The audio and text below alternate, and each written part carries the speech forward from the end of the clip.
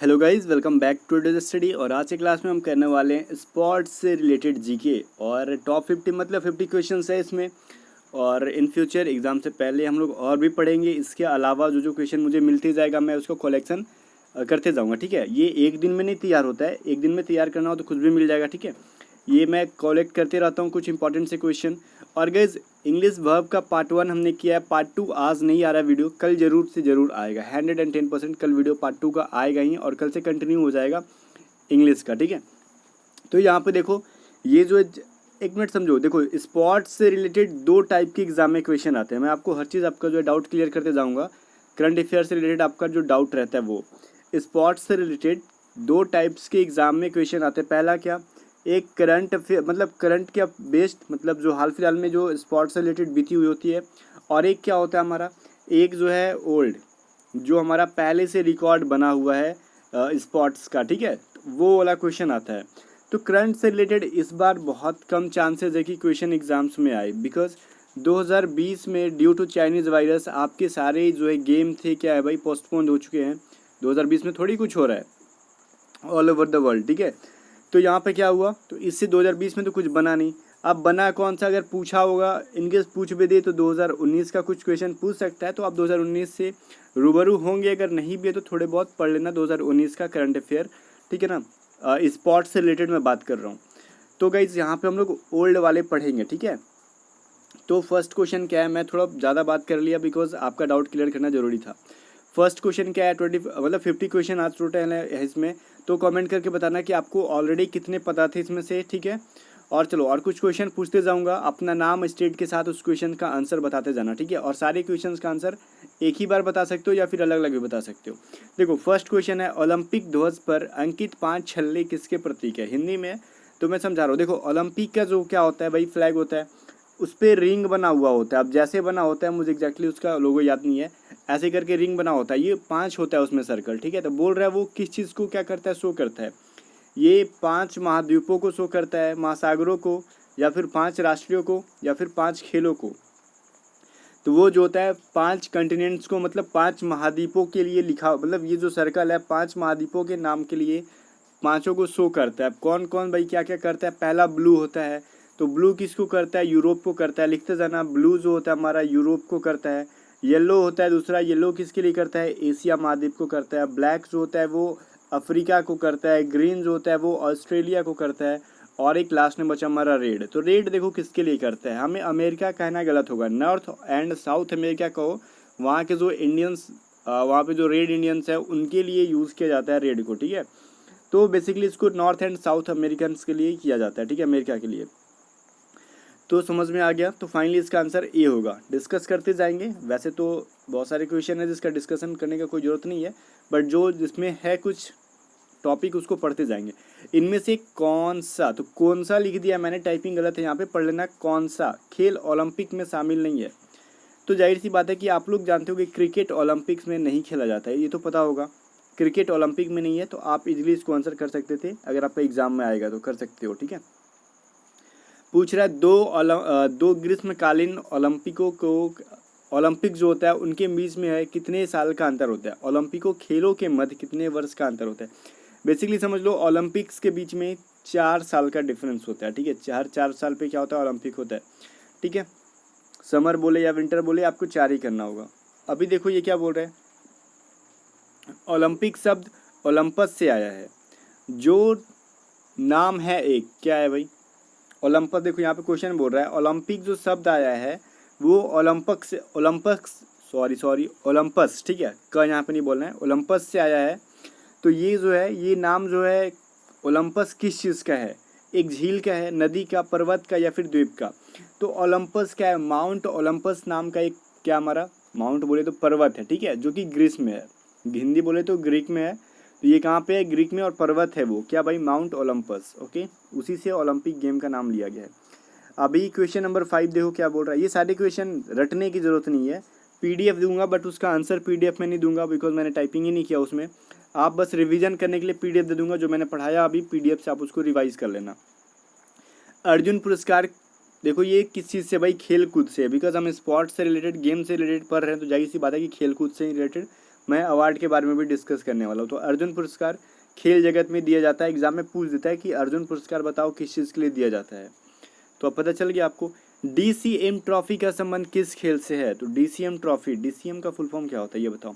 The Delhi cloth mills, ठीक है, एक मिनट, द दिल्ली क्लॉथ, ठीक है, मिल्स लिख लेना, ये इसकी फुल फॉर्म है।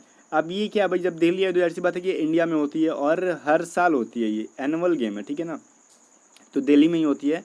ये किसके लिए ट्रॉफी दी जाती है? तो फुटबॉल के लिए दी जाती है। ओके, चलो नेक्स्ट है हमारा माइकल फेल्प्स किस खेल से संबंधित है? ठीक है, ये तो किस खेल से है भाई? माइकल फेल्प्स स्विमिंग से है। किससे? तैराकी से। और ये कहाँ के हैं? तो अमेरिका के हैं। इस चीज़ को भी याद रखना कि माइकल फेल्प्स कहाँ के? अमेरिका के हैं और ये स्विमर है, तैराक है, तैरते हैं पानी में। देखो स्पर्श रेखा किस खेल से संबंधित है? तैराकी से, कबड्डी से, फुटबॉल, मुक्केबाजी। देखो कबड्डी आप लोग जब खेले होगे तो आपको पता होगा कि एक बीच में लाइन होता है जिसके इस साइड फर्स्ट टीम या फिर इस साइड सेकंड टीम, ठीक है। अब बीच में जो लाइन होता है, आप जब छूने गए तो ये लाइन छू दिया तो आउट हो गया। बात समझ में आ गया ना? या फिर जो भी आप बोलते हो, अपना अपना लैंग्वेज होता है हर गेम का, तो उसी को हम लोग क्या बोलते हैं? स्पर्श रेखा। तो कबड्डी में ही होता है वो। अभी देखो ये बोल रहा है 3 सेकेंड्स किस खेल से संबंधित है। अब देखो ये जो एक वर्ड है 3 सेकेंड्स, ठीक है, यूज़ किया जाता है उस गेम में। अब किस तरीके से होता है मुझे एग्जैक्टली पता नहीं है इसके बारे में, ठीक है, बिकॉज मैं सारे स्पोर्ट्स में उतना तो ब्रिलियंट हूँ नहीं कि सारे स्पोर्ट्स में खुद इंटरेस्ट रख लूँ, ठीक है ना। तो 3 सेकेंड्स जो है ये बेसिकली आपको किस गेम में मिलता है भाई? तो बास्केटबॉल में। अब 3 सेकेंड्स के बारे में अधिक जाना तो आप गूगल कर लो, ओके, बट ये बास्केटबॉल में इस चीज़ को यूज़ किया जाता है। अगर आपके पास नॉलेज है 3 सेकेंड के बारे में तो कमेंट करके ज़रूर बताना, ताकि मुझे गूगल ना करना पड़े अगेन। ईरानी कप का संबंध निम्नलिखित में से किस खेल से है? अब ईरानी नाम आया तो ऐसा मत सोचना कि ईरान का जो है राष्ट्रीय खेल होगा तो उससे होगा। तो अच्छा ठीक है, ये भी बताना ईरान का राष्ट्रीय खेल क्या है, कमेंट करके बताना, ठीक है। तो गाइस यहाँ पे मैं पूछ रहा हूँ ईरानी कप, ठीक है, ये जो कप है वो किस खेल में दिया जाता है? तो वो क्रिकेट में ही दिया जाता है। क्रिकेट के फैन होंगे तो आपको पता होगा। अब एक है अपर कट किस खेल से संबंधित है? अपर कट, ठीक है, ये बॉक्सिंग से है, ठीक है ना। अपर कट किससे है? बॉक्सिंग से। अब देखो ईरानी किससे है? ईरानी क्या था वो? ईरानी कप था ना। ईरानी कप क्रिकेट से है, अपर कट है ये किससे है? बॉक्सिंग से है, ठीक है।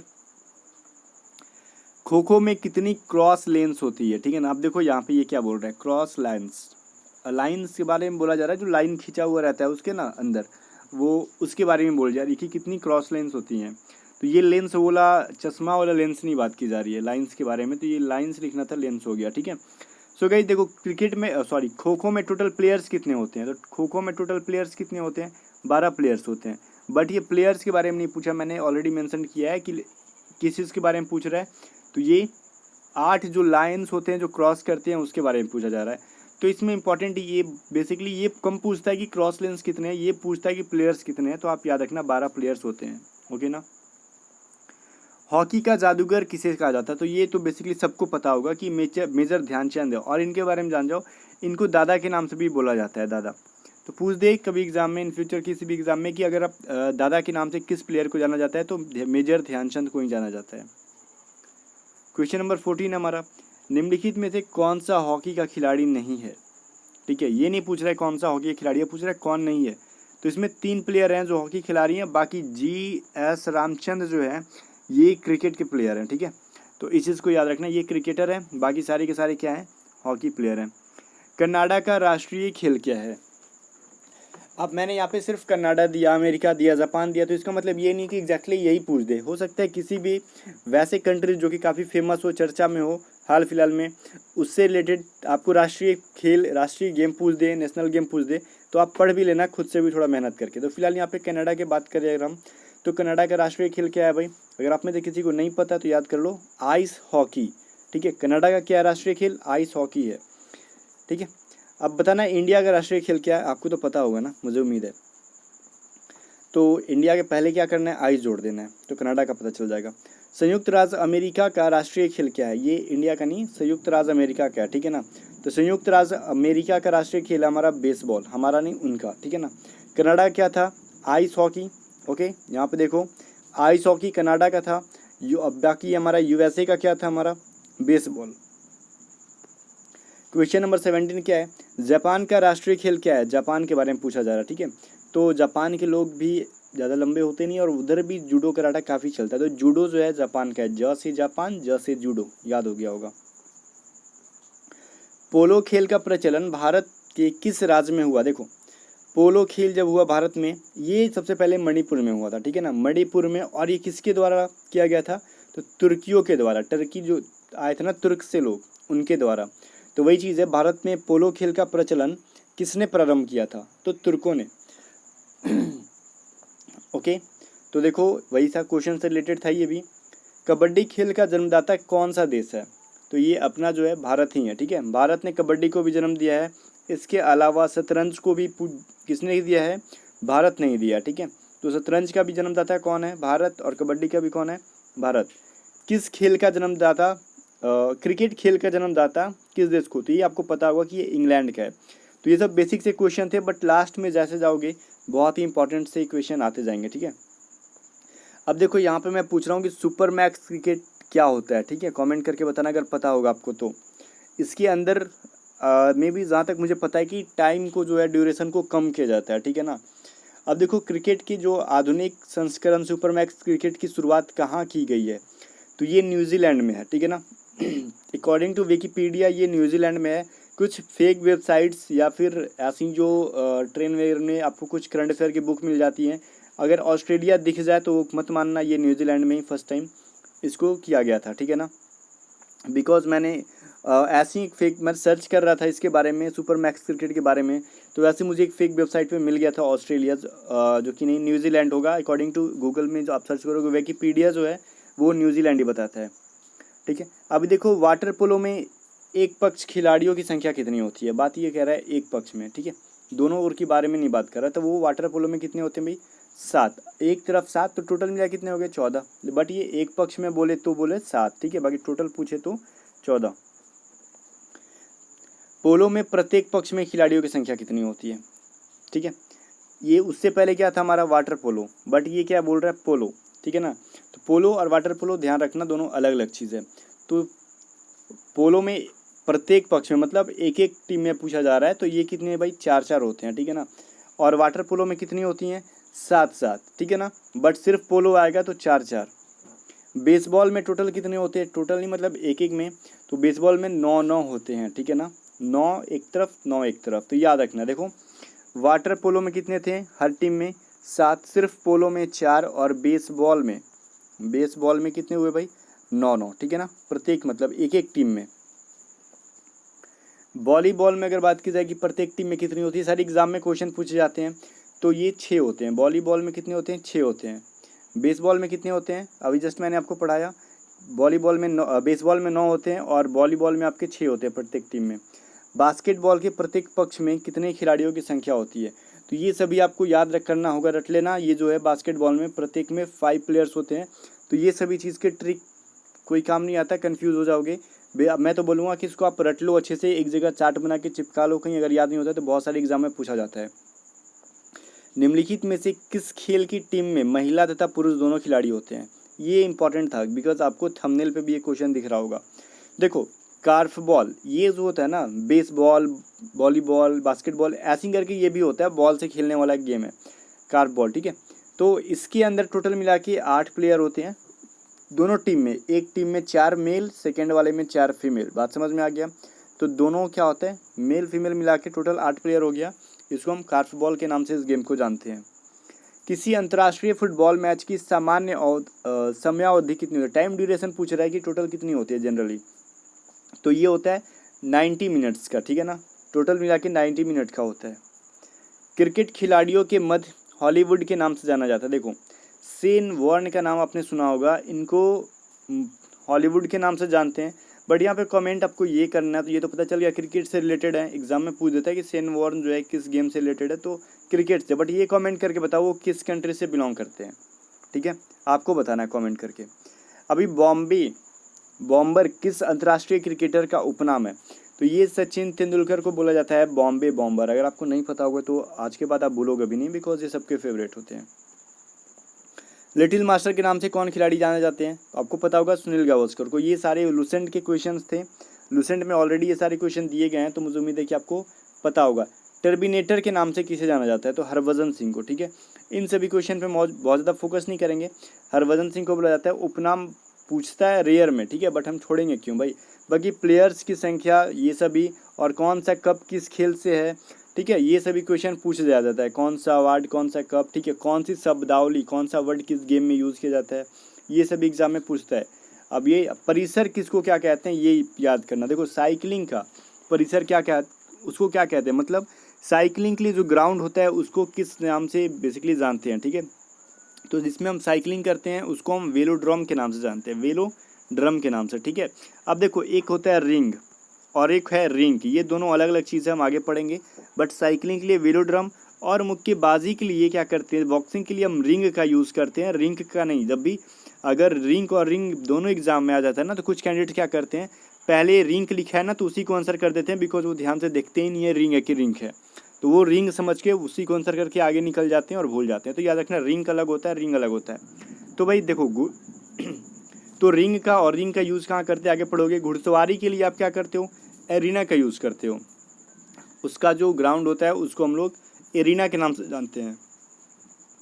बाकी ये क्या है, गोल्फ खिलाड़ी विजय सिंह का संबंध किस देश से है, ठीक है, गोल्फ प्लेयर है विजय सिंह। तो ये जो होता है आपको ऑप्शन में अगर भारत दे देता है ना, तो आप लोग 100% कैंडिडेट्स जो तुक्का लगाने वाले हैं वो भारत करके आते हैं, बट भारत नहीं है, ये फिजी के हैं, ओके, इस चीज़ को याद रखना।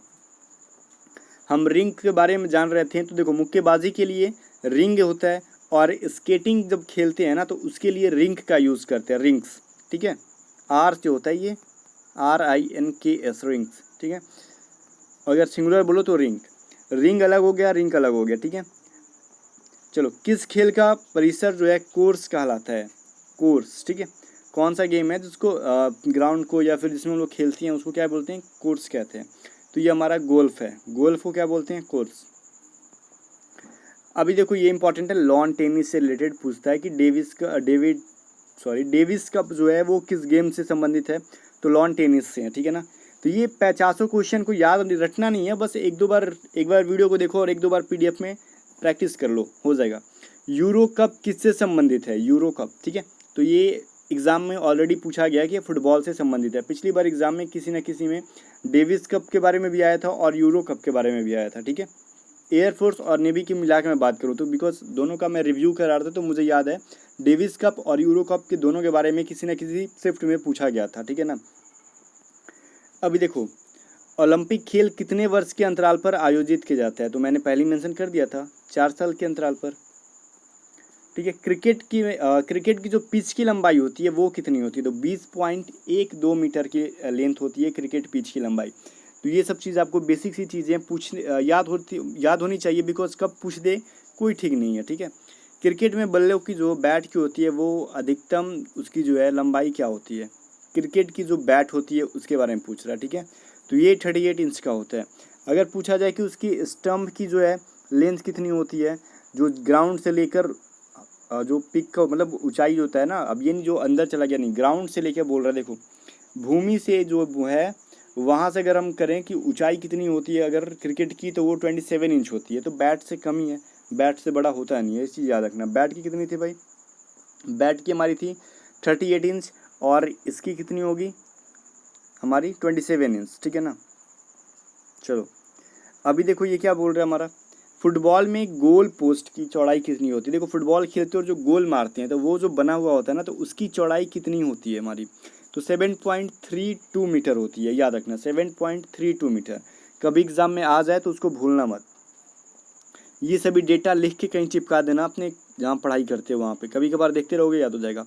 हॉकी की जो मैदान होती है उसमें जो गोल पोस्ट होती है उसकी चौड़ाई कितनी होती है, हॉकी के बारे में बात करें तो वो 3.66 मीटर होती है। तो इसमें ज़्यादा हम रटेंगे नहीं, बस ये आपका काम है कि आप इसको लिख लो, मैंने सारा कलेक्ट करके आपको दे दिया है और लिख के चिपका देना, ठीक है। अब पूछा जाए कि सब इन चारों में सबसे बड़ा खेल का मैदान सबसे किसका होता है, देखो पोलो का होता है, बिकॉज क्रिकेट से भी बड़ा। बिकॉज देखो क्रिकेट में क्या होता है, प्लेयर सिर्फ इधर से उधर दौड़ेंगे, बॉल मारेंगे, लेकिन पोलो में क्या होता है ना कि प्लेयर्स घोड़े पर बैठ के खेलते हैं। तो घोड़े तो अब छोटे से टाइम में उसको मतलब छोटे से स्पेस में दौड़ाओ तो मज़ा नहीं आएगा, बड़ा ग्राउंड चाहिए उसके लिए, घोड़ा दौड़ाना है उस पर बैठ के। तो पोलो का ही है सबसे बड़ा ग्राउंड होता है। अभी आज का लास्ट क्वेश्चन है, पोलो के मैदान का आकार कितना होता है? तो 270 मीटर इंटू 180 मीटर, ये क्या हो गया, लंबाई इंटू चौड़ाई, ठीक है। पोलो का जो है ग्राउंड है 270 इंटू 180 मीटर, मिनिमम इतना होना चाहिए, ठीक है। सो गाइस 50 क्वेश्चन आज कंप्लीट हो गए। मिलते हैं नेक्स्ट वीडियो के साथ, तब तक के लिए गुड नाइट। अगर वीडियो पसंद आया तो लाइक करना, दोस्तों के साथ शेयर करना, और एक इंपॉर्टेंट बात, चैनल को मैं सब्सक्राइब करने के लिए हर वीडियो में नहीं बोलता हूँ, तो आप लोग काफ़ी सीरियस हो जाते हो, सब्सक्राइब ही नहीं करते हो, तो ज़्यादा सीरियस मत हो जाओ, सब्सक्राइब कर दो, मेहरबानी होगी। ओके, चलो गुड नाइट।